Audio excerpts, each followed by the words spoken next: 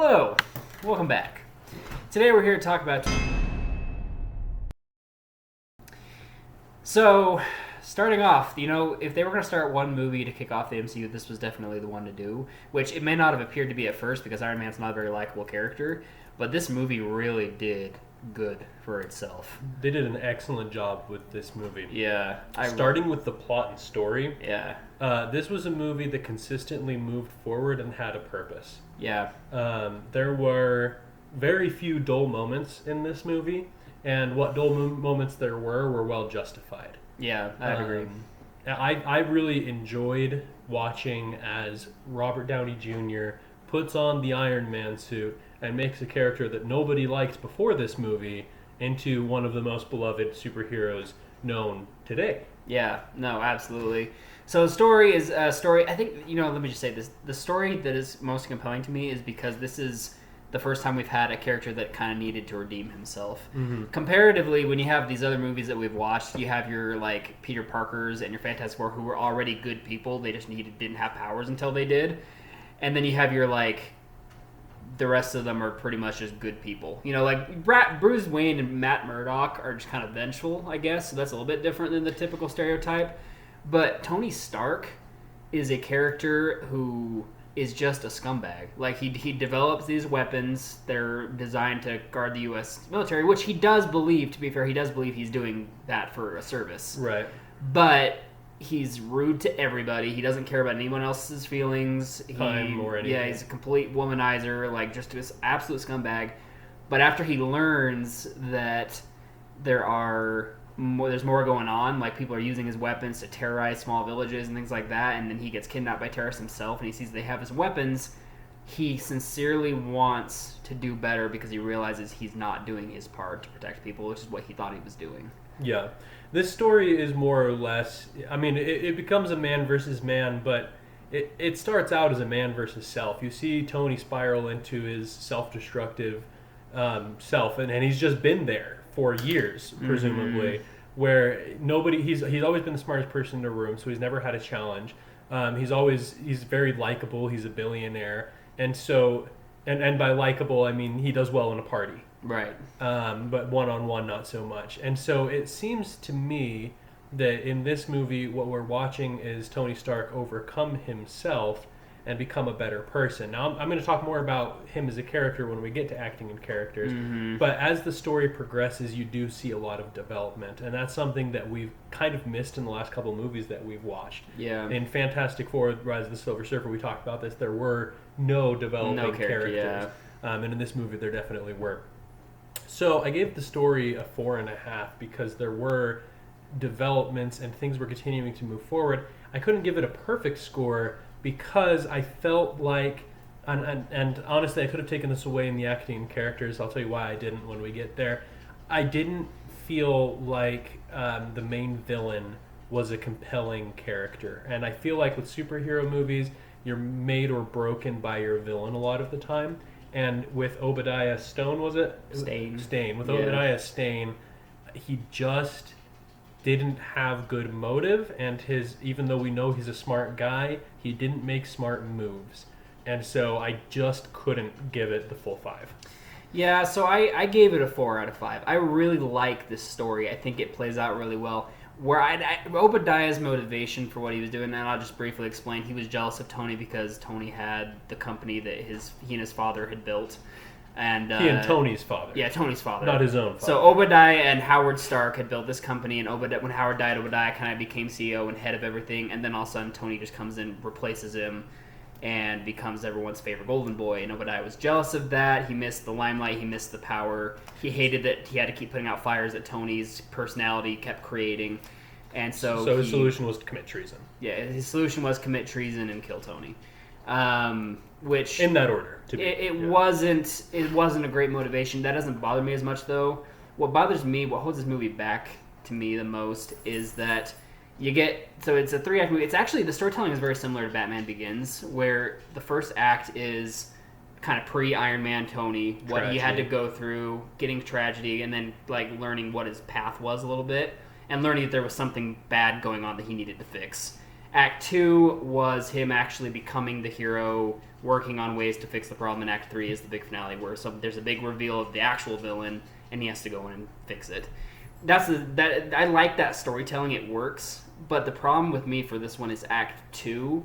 With Batman Begins, for example, even during Act 2 when Bruce Wayne was slowly becoming Batman, he was getting these gadget things, he was still focusing on the problem and working to solve the problem, and then they just found ways to include his origin stuff in that. To be fair, with this movie, they didn't do that. Yeah.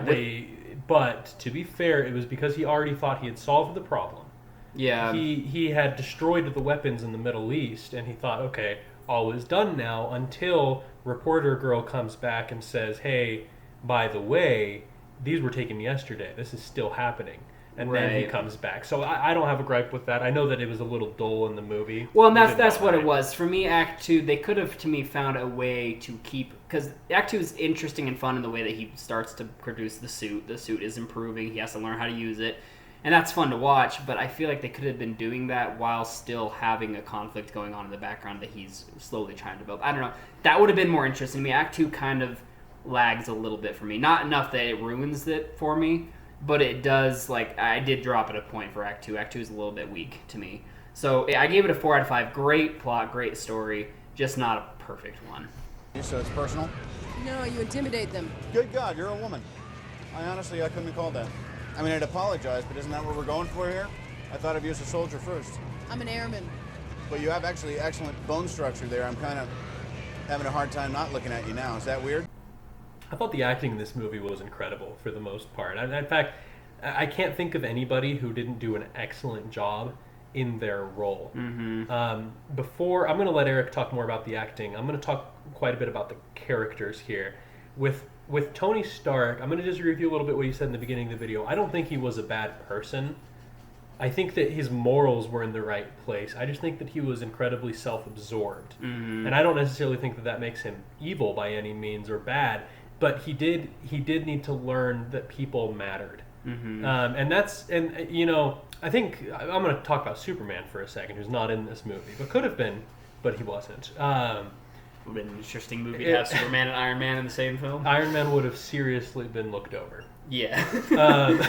But with Superman, I think what I like so much about him as a character is that he loves people despite the fact that he's not one of them. With Tony Stark, he doesn't seem to like people because he's one of them. I think that he kind of projects himself onto other people.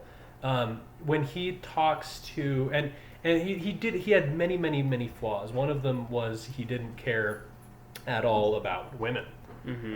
He very much objectified them. And so in the beginning of the movie, you see the way that he treats this doctor from Brown University. I don't remember if it said that what her degree was. But as I watched the way that he treated her, I was like, he doesn't care at all about this person. No. And then he, the next morning he kicks her out of his house, right? Or rather, he has Pepper do it, which was also dumb. But then later he learns to respect Pepper as a person, and you see that he starts to grow in that way. Now that'll happen over the series, but I loved the character development of Tony Stark. Yeah. I loved the character development of the people who had to be around him, like Rhodes. Like Rhodes didn't have a major breakthrough, but he started to treat Tony more like a friend and less like a person that he had to babysit. Right. Which he actually used those terms. Yeah. No, I agree. The character development was really good, especially of Tony Stark, who really drives this movie forward. What I love, Tony Stark is a fascinating character to me, and that's why even as the movies progress in the Marvel Cinematic Universe, Iron Man has always been kind of my favorite, not because I think his powers are the coolest, but because I just find him as a character to be very compelling. With the rest of them, though, Robert Downey Jr. obviously is the ideal Iron Man. No, he's become the iconic Iron Man at this point. Inevitably, at some point, somebody's going to replace him in a reboot. He's become to Iron Man what Hugh Jackman is to the Wolverine. Or I was even going to say Christopher Reeves is to Superman. Because even today, and those came out in the 80s and the 70s, even today when people think about Superman, Christopher Reeves still kind of comes in. You know what I mean? And there's been so many Supermans since then, but Robert Downey Jr. is that for Iron Man.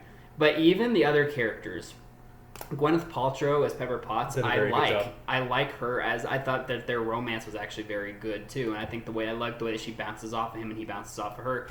And I felt the same way about Jeffrey. What is that dude's name? Not Jeffrey Rush. Jeff Bridges. That's the one. Jeff Bridges, who plays Obadiah. No, Obadiah is not the most compelling villain, although, frankly, for Marvel, he was not that bad. That's true. But I do think that Jeff Bridges made that character his own, and I think he was good in that role. That's what might be why his motives didn't bother me as much, because I like him. He has some good lines. He has some good, like, when he's yelling at the dude. Tony Stark was able to build this in a cave with a box of scraps. That's like an iconic line for me. I love that line. I love that scene. I love him. And, I'm going to talk about Rhodes for just a minute because he gets replaced. Terrence Howard gets replaced by Don Cheadle from here on after. And a lot of people hated that. I don't necessarily... I'm not mad that they replaced him because he's good. I like him. But he didn't do anything that memorable in this movie to me that would make me regret that he doesn't get to do more in the next ones. If they had made 2 movies with him, then maybe I would care more. But he's really good in this one. I think he bounces really well off Robert Downey Jr., but I don't think he's the definitive Rhodes. You know what I mean? No, and I also liked him. I give acting and characters a 4.5. I don't want to dock any points because I think everybody did a really good job, but I just don't think that Obadiah Stane is a good character. If he was a better character, his actor, Jeff Bezos, did a great job. However, his character just wasn't compelling at all to me. Yeah, I gave it a 5 out of 5. I think everyone was phenomenal. I liked all the characters a lot. I enjoy watching them in this movie, so I gave it a 5 out of 5. Tony, the best thing about Tony is also the worst thing. He's always working. Working. Come on. We should just stay till morning. You are unbelievable. Oh, no. Action-wise, I actually had a really hard time placing for a while. Because here's my thing. I enjoy all those action scenes a lot. I think they were all shot very well. I think they were all very fun to watch, very interesting to watch.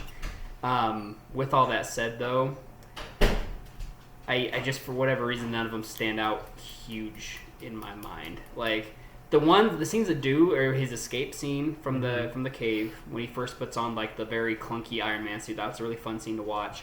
I also like the scene where he goes in and saves the village, where he first shows off his actual new suit that perfected. Final Battle is also very good. Every scene I enjoy. For whatever reason, I had a hard time picturing those scenes as for example, the train sequence in Spider-Man 2. It doesn't feel like that. It doesn't hold the same weight. Yeah. Yeah, and I can definitely agree with that. I think that the action scenes were pretty good in this movie. I liked the scenes with Tony flying. Mm-hmm. I like that he doesn't fly the same way that Superman flies, where it's weightless, because he's not weightless. He's a big old heavy boy. Mm-hmm. And but I love the scene where he blows up the missiles and stuff. I love the scene where he escapes from the cave. I did not love the scene where he fights Obadiah. I liked the first half of that. I didn't like the way it ended all that much. But I think that everything looked pretty good. I ended up giving it a 4. It was good enough. It was really good for the most part, but it just wasn't super compelling like you said. Yeah, I'd agree with that. I gave it a 4.5. It's really good action, and I really do enjoy it. Yeah, and I went back and forth. I gave it a 5, and I gave it a 4.5, and I gave it a 5. I'm gonna settle on a 4.5. I think it's really, really good. It's just not quite as standout-ish as some of the other movies. Just look supersonic. I got a lock.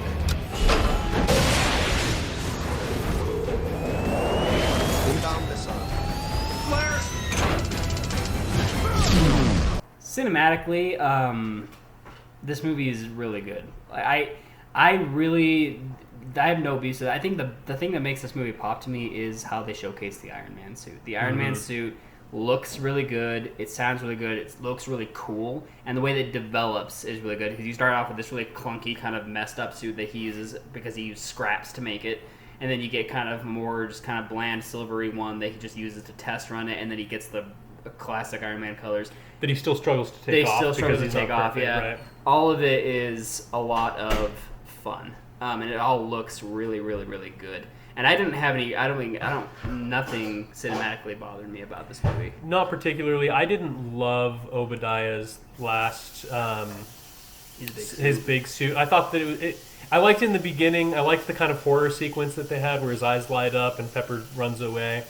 But I didn't love it as a whole. Like, towards the end, I was like, it was too big, and the takeoff speed was just. He didn't fly fast at all, which, like, No. and I know that that's been poked fun of in the past, but I'm like, you might not have all of the engineering skills of Tony, but, like, you couldn't have done better with that. Well, and I'm going to defend that a little bit because he got his plans and set from the original suit, which couldn't fly. Like, it took off and then it failed on him. Right. And so he didn't have, like, that's how he got his blueprint. That's how he was very much modeled after that suit. And so to me, like, the fact that it was a little bit less fine-tuned than the actual one, like with its takeoff speed and with pretty much everything about it, was really clunky and kind of choppy to run around in and things like that. I think that's good and think that's okay because he was basing it off of the original clunky suit. Yeah, I guess that's fair. Yeah. But, yeah, so I mean, I really also, I'm just going to throw this out there, the soundtrack, the score was really good. Yeah, I enjoyed the I music. like Iron Man's theme. Yeah, It's it pretty, was really good. It's pretty sweet. So I gave, I don't really have anything much to say about this because everything worked so well for me. I gave it a 5 out of 5 on cinematic scale. Yeah, I gave it 4.5. It was really good. Obadiah's suit just rubbed me the wrong way. I don't really know why. Maybe it's because it wasn't Ultron and I felt like it should have been. I don't know. Maybe. Anyway, it's not bad, like, by any means. 4.5 is a good score.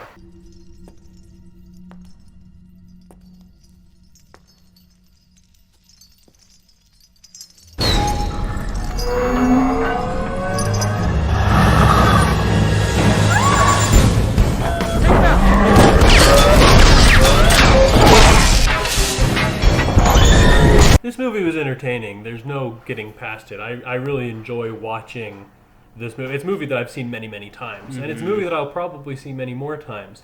I think that all of the actors kill their role. There's nothing distractingly bad about the cinematics by any means. Some of the writing is a little weird. Like, I don't understand how Tony survives the blast from the arc reactor in the end, and they never really explain how he got away from that. And Obadiah didn't. But, like, that doesn't by any means take away from the movie for me. So I give it a 5 out of 5. Yeah, I also find this movie very entertaining. The only thing is Act 2 kind of lags for me a little bit, and I've already talked about that. So I ended up giving it a 4.5 out of 5.